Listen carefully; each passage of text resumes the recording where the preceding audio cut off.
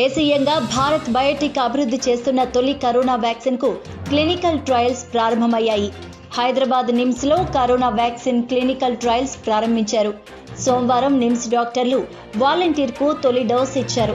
హైదరాబాద్ కేంద్రంగా Bharat Biotech Covid వ్యాక్సిన్ను అభివృద్ధి చేస్తున్న సంగతి తెలిసిందే. కాగా దేశంలో తొలి కరోనా వ్యాక్సిన్ డోస్ ఇచ్చిన తొలి సెంటర్గా నిమ్స్ నిలిచింది. భారత్ బయోటెక్ దేశీయంగా ఈ వ్యాక్సిన్ను రూపొందించింది. మనుషులపై ప్రయోగాలకు రంగం సిద్ధమైంది. ఇందుకోసం 2 వాలంటీర్లను ఎంపిక చేసి ఐసోలేషన్లో ఉంచారు. వారి ఆరోగ్య పరిస్థితి విషయంపై అధికారులు జాగ్రత్తలు తీసుకున్నారు. టీకా ఇచ్చే ముందు వారు వైరస్ బారిన పడకుండా చూసుకున్నారు. కరోనా వ్యాక్సిన్ హ్యూమన్ ట్రయల్స్ కు 20 మంది వాలంటీర్లు ఆసక్తి చూపారని నిమ్స్ అధికారులు తెలిపారు. ఎంపిక చేసిన వాలంటీర్లకు తొలి డోసు ఇచ్చిన తర్వాత కొంత సమయం పాటు అబ్జర్వేషన్లో ఉంచుతారు.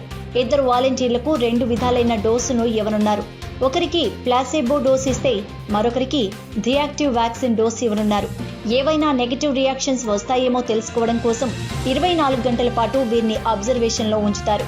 తొలి దశలో ఇచ్చిన వ్యాక్సిన్ క్షేమకరమేనా కాదా అనేది 10 రోజుల్లో తేలనుంది.